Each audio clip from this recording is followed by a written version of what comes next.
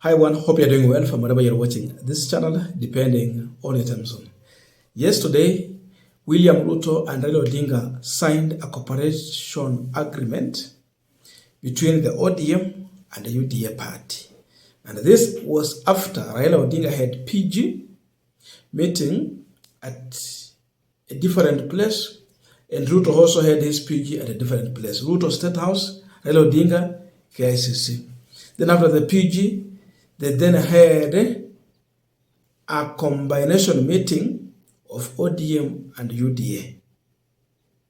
So it is William who moved from State House with his troop to KICC where ODM was. Then after that, the signing.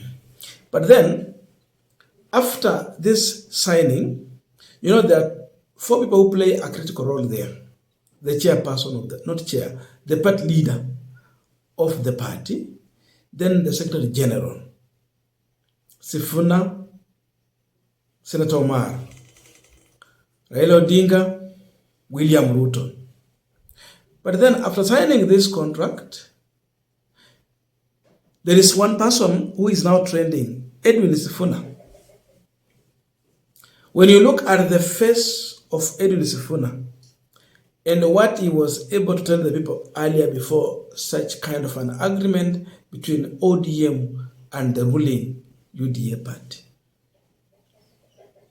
Sifuna seemingly, he seems to be someone who has found himself in a very tight corner with no escape route.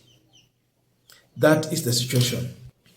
So what people thought is that Sifuna will not be in this sitting,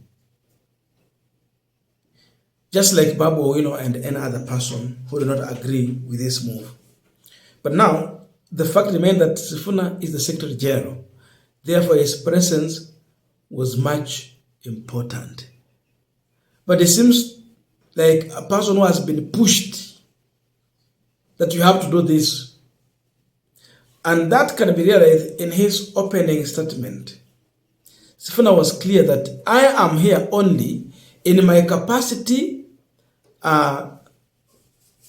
in my capacity as the Secretary General who has specific duty with the party.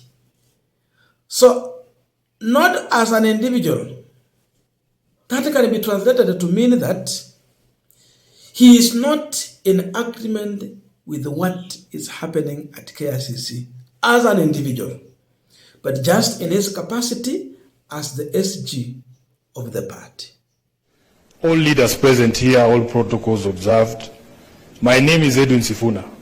I am the Senator of Nairobi, and I am standing here in my capacity as the Secretary General of the Orange Democratic Movement. Your Excellency, in the capacity as SG, I have certain constitutional duties, and that is why I am standing here to execute those duties in accordance with the Constitution of ODM. We have taken the liberty to read out this Memorandum of Understanding so that we are all clear on what it is and what it is not. We are all clear on what it is and what it is not. As SG, I want to confirm that this document has been processed through the relevant party organs. And Your Excellency, I have here in this room members of the party's central committee who I just request to stand up so that they confirm that this is a decision of an organ of the party. Please stand up if you're a member of the Central Committee of ODM.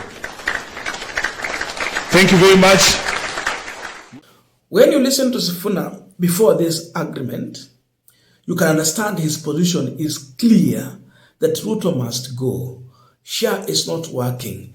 The government is being mismanaged. Sometime in Bungoma, he said that statement, but his position always has been that this government of William Ruto has failed Kenyans. That is what he has always held to. Now, I want us to conclude this discussion, but I have a quick request for those who are watching this channel and you have not yet subscribed, please consider subscribing.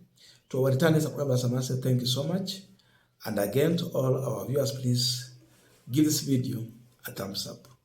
Thank you so much, and back to our discussion. Rudia jibu yenu. Unajua watu wa Bungoma huwa nazungumza, wanasema Sifuna ana wazimu.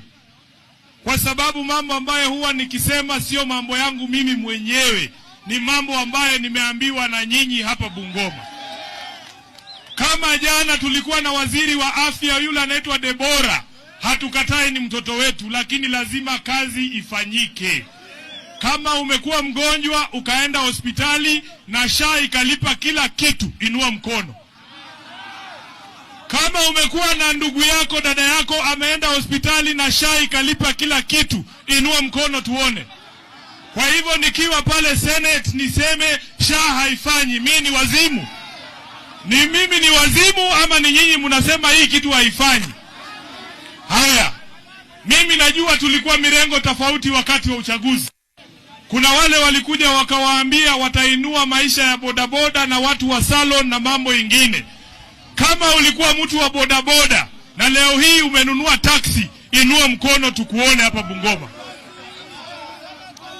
Kama umeandikwa kazi na tangu 2022 umeongezwa mshahara, inua mkono tukuone. Kama kuna wale wanafurahia kulipa ushuru zaidi, inua mkono tukuone. Sasa nikisimama Nairobi kwenye bunge la Senate pahali wananchi walinituma niseme kwamba Kenya yetu mambo inaenda vibaya, nasema ukweli ama nasema uongo? Nasema ukweli ama uongo? Watu wa Bungoma, nitarudia swali ambayo Caleb ameuliza. Mnataka tuendelee kuishi jinsi ambavyo tunaendelea? Mnataka mabadiliko ama mnataka tuendelee na njia hiyo? Wale wanasema lazima kitu kifanyike tofauti 2027, tuinue mikono tutuone. Mimi nataka niwahakikishie, kwa sababu mnanijua, nimezaliwa hapa kwetu, mumenilea, nikianza siasa zangu mnanijua. Nataka niwahakikishie sitabadilika. Kama jambo ni mbaya tuseme ni mbaya, kama ni mzuri tuseme ni mzuri, lakini huwezi kunilazimisha nione uzuri wakati ambapo wanaishi wanalalamika kila siku. Haitawezekana.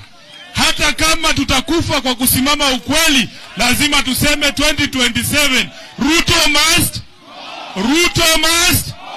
Kwa hayo mengi, nataka niwahakikishie nitafikisha ujumbe wa Bungoma kwa baba Raila Amolo Odinga.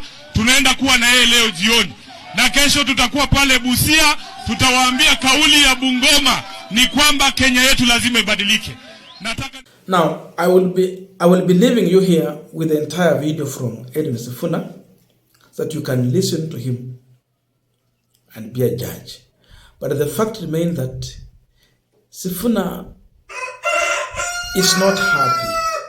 When you look at his face, it expresses what he feels, what he thinks, what he stands for. He was so much sad. He is so angry. He is not in agreement with what is going on here, but he seems to be someone who has been forced. That's the reality. His facial expression reveals all this. So Sifuna is an undecided person. He might remain in ODM or make a decision going forward not to work with the ODM. He might resign going forward if he can gain that courage to move forward away from ODM. Or even the party can make a decision to kick him out because they are seeing someone who is not, is a person with independent mind, not a person that you can drive left, right, center. By the way, we are in a village setup. That's why you hear some cocks making noise here. So bear with us with that noise. But we have to continue with this discussion. So we see like two camps in ODM. Those who have decided that they want to be part of this government, and those seemingly are yet to make a decision. For Sifuna is a man who is not interested being on this side. If he stay there, it is because of maybe just the interest. Looking at the situation, Nairobi, Senator, how do you get it? but definitely he is not happy. He is a forced person. A man who has been forced to sign this agreement. His statement tells it all. Not as an individual, but as an SG of ODM party. That is why he is signing that on behalf of the party. Not on his own behalf as an individual. That's why now you see Kenyans are sharing those photos. You can see him. The reality is that hakubaliani na hayo mambo yote. It is time for Sifuna to make a decision now. Either to stay there or to move out and join the other quarters. I don't know your views, but let us meet in the comment section to continue with this discussion. Thank you so much, and I'll see you in our next Memorandum of Understanding to resolve the social, economic, and political challenges facing Kenya 2025. Realizing that Kenya has gone through a long period of political crisis and conflict that has hampered the nation's potential for development and improving the livelihoods of our people. Noting that such crises have often resulted into demonstrations by our people demanding their rights, with the state often resulting to brutal suppression of such demonstrations that unfortunately lead to loss of life as well as property. Acknowledging that the nation will not develop without reinforcing democratic governance and the rule of law, conscious that the decay in democratic governance is expressed through skewed allocation of resources, ethnic intolerance and marginalization, corruption, and noting that devolution, though intended to strengthen democratic governance and development at the grassroots, is systematically undermined and starved of funds. Now, therefore, His Excellency President Dr. William Samoei Ruto, CGH, and the Right Honorable Raila Odinga, EGH, being the party leaders of the largest political parties in Kenya and bearing the greatest political responsibility, acknowledge the need in setting up a broad platform for collaboration and cooperation between all political forces and other stakeholders in the Kenyan society to address these long-standing challenges that threaten our nationhood. As a first step towards this collaboration, His Excellency President Dr. William Samoei Ruto, CGH, and the Right Honorable Raila Odinga did set up the National Dialogue Committee in the year 2023 and hereby make this resolution on the initiatives that must be undertaken to instill further confidence in the country. While this memorandum does not define the formation of a political coalition between the respective political parties, its successful implementation will inform the basis of steps towards the establishment of a progressive and stable country. Now, therefore, the two leaders commit and resolve to collaborate and cooperate with each other by conducting broad-based consultations between themselves on the key issues identified below.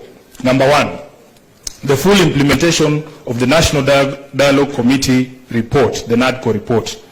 Priority issues in the NADCO process, like the cost of living, youth unemployment, establishing a framework for the implementation of the 2/3 gender rule, have been the topics of discussion for far too long.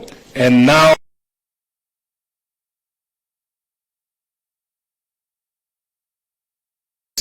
number two, inclusivity in all spheres of public life. Kenya belongs to all persons, regardless of their ethnicity, religion, generation, or geographic location. All Kenyans are equal and all are entitled to an equitable budgetary resource allocation and opportunities in public appointments. Further, though the Constitution of Kenya is clear on the rights of minorities and the marginalized people in the country, not enough has been done, almost 15 years later, to uphold these rights by fully implementing the provisions of the Constitution. Third, protecting and strengthening devolution. Devolution must continue to be protected from any possibility of clawback on devolved functions, and more effort must be put at devolving all funds allocated to a devolved function, increasing budgetary allocation to counties, and ensuring the timely and predictable disbursement of devolved funds.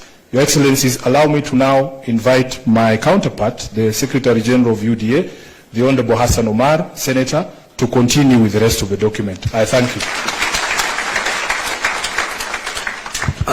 Your Excellency the President, Your Excellency the Prime Minister, Your Excellency the Deputy President, Your Excellency the Chair of UDA, like my brother Sifuna, I can confirm that UDA has also processed this document through the necessary protocols.